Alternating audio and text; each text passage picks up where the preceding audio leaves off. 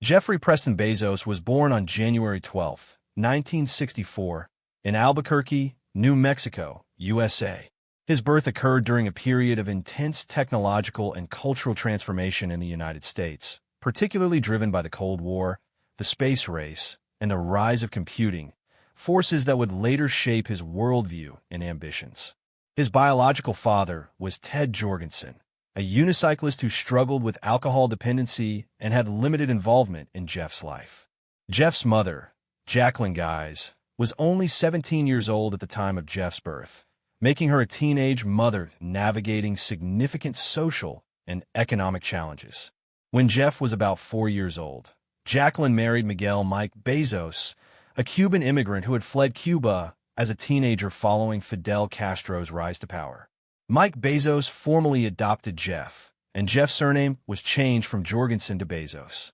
This adoption would later become central to Jeff Bezos' identity, as he repeatedly credited his stepfather for instilling discipline, gratitude, and resilience. The Bezos family story embodies the American immigrant narrative. Mike Bezos arrived in the U.S. with little money, limited English skills, and strong determination. He later earned a degree in engineering and built a stable professional life. This example of upward mobility deeply influenced Jeff Bezos' belief in long-term thinking, risk-taking, and self-reliance. 2. Early childhood and intellectual curiosity. From an early age, Jeff Bezos demonstrated an extraordinary level of intellectual curiosity and mechanical aptitude. Family members often recounted stories of young Jeff dismantling household appliances to understand how they worked.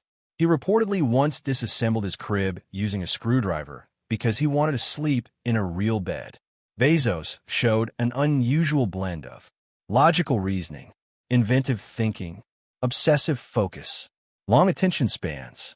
During summers, Jeff often stayed at his maternal grandparents' ranch. After graduating from Princeton, Bezos entered the world of high finance, not as a trader, but as a technologist. He believed that financial firms offered unparalleled exposure to complex systems, data processing, and risk modeling. His early career included roles at Fattel, a fintech startup focused on international trade, Bankers Trust, where he rose rapidly to become a vice president, D. E. Shaw and Company, a highly respected hedge fund known for mathematical rigor and technological sophistication. At D. E. Shaw, Bezos worked closely with David E. Shaw, a brilliant computer scientist turned financier. Bezos became the firm's youngest vice president, a testament to his analytical skills and leadership potential. While at D. E. Shaw, Bezos gained deep experience in data-driven decision-making, risk assessment, automation, organizational efficiency. However, despite his success, Bezos began to feel constrained. Wall Street offered prestige and financial rewards, but it lacked what he truly wanted: the opportunity to build something enduring from the ground up. 7. The Internet Revelation. In 1994, Bezos encountered a statistic that would change his life. Internet usage was growing at a rate of approximately 2,300% per year. This explosive growth triggered what Bezos later described as a regret minimization framework. He asked himself a defining question: when I am 80 years old, will I regret not participating in this? The answer was clear. Bezos began systematically evaluating potential online business ideas. He created a list of products that could theoretically be sold on the internet and analyzed them based on market size, standardization, shipping feasibility, customer demand.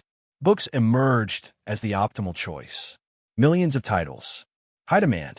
No dominant single retailer. Easy cataloging. This analytical process marked the conceptual birth of Amazon, though at this stage, it existed only as an idea. 8. Decision to leave Wall Street. Leaving a lucrative vice presidential role. Amazon's growth in its first year exceeded expectations.